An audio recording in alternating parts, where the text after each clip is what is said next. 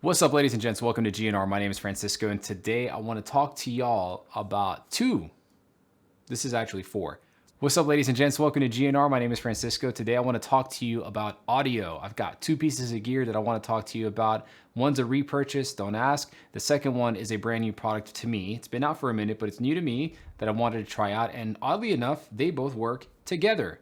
So if you are a content creator, be it a YouTuber, a Twitch streamer, podcaster, what have you, and you've been trying to take your audio quality to the next level, I think I got you covered. So the first thing I want to talk to you about is this microphone that I picked up recently over the weekend. And that, of course, is the Rode Procaster.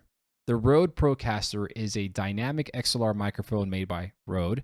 Ran me about $180 on Amazon. When I owned this microphone 2 years ago, I paid $230 for it, plus the price of an audio interface, plus the price of an XLR cable, which I think came out to be a total of, I don't know, about $350 total. Then I learned that this little boy right here is a gain-hungry microphone and it needed a signal booster. So I ended up getting the Fethead, which is an additional $100. So total, just to use the microphone, I ended up spending $450 to use this beautiful microphone. I love this mic. I think this mic has such a wonderful look. It has a very professional build, very professional look. This thing is built like a tank. If you were to use this for self-defense, because you should only be attacking people in self-defense, really. If you were to use this to do damage to somebody, you would do some serious damage. Like, I'm not kidding when I say that this thing is built like a tank. This thing, you could use this as a weapon. Don't recommend that you do, but in case you find yourself in a situation where you absolutely have to defend yourself, you could grab this mic and smack somebody with it, and you'll probably knock them out cold. I digress. This microphone, I think, does the absolute best justice to my voice, and at $180, okay? Just for reference, the MV7X runs at about the same price, maybe $30 less if you find it on sale. Let's pretend you can find it for $150. I did at some point during Christmas last year.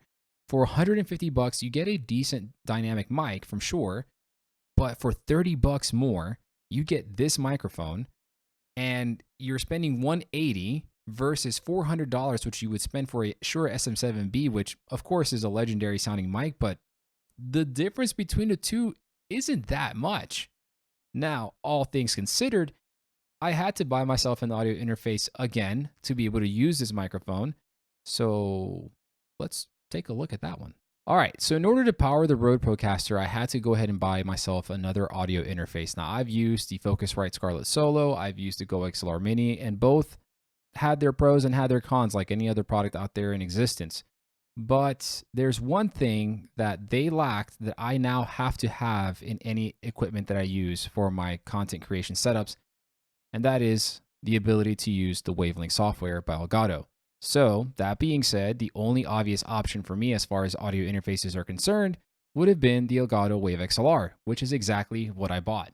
This little piece of hardware is no bigger than the regular Elgato Stream Deck, and I'm not talking about the XL or the Mini, just the one in the middle, the standard one that they released when they first released it. It has a huge knob at the very front to control your gain, to control your audio output volume, and to control the balance between PC audio and your chat monitoring or your chat itself. On the rear of the audio interface, you have three inputs. You've got your XLR input for your XLR microphones. You have an audio out to be able to connect your headset to hear everything coming out of it. And you've also got your USB in to go ahead and power the actual device itself. The dial at the front of the Wave XLR acts as a button just like the button in front of the Wave 3 microphone does, where you press it to switch between controlling the microphone gain, controlling the audio output's volume, and also controlling the balance between your PC audio and your monitoring audio. If you were to hold this button down for just a few seconds, you're able to turn on the 48 volts phantom power, which is what you would need to be able to power a condenser XLR microphone. I gotta tell you this little piece of hardware right here, this little thing, it's sleek looking, it's accessible easily, it's right here by my keyboard, right next to my Stream Deck. I love it. The pushing of the button is very tactile, and it also does have the capacitive mute button at the very top of it. So now, instead of having to press an annoying button to mute your microphone, all you simply do, you didn't even notice that I muted it, because most microphones or other audio interfaces that have a tactile push mute button, you can hear more often than not the actual clicking of the button itself. But because this is capacitive touch, all I have to do is touch the very top of it, and you're not even going to be able to tell that I've muted myself until you see me talking like a complete idiot with no sound coming out of my mouth, just like this. Anyways, the ability for this audio interface to work with Wavelink is game-changing, because maybe you don't like condenser microphones and you've been staying away from this whole piece of software because of that. But now you can basically use Wavelink with any XLR microphone that exists, period. And if you haven't had the opportunity to use Wavelink and you want great control over your content's audio, especially for streamers, it's going to blow your mind away. I don't see myself not using Wavelink anymore.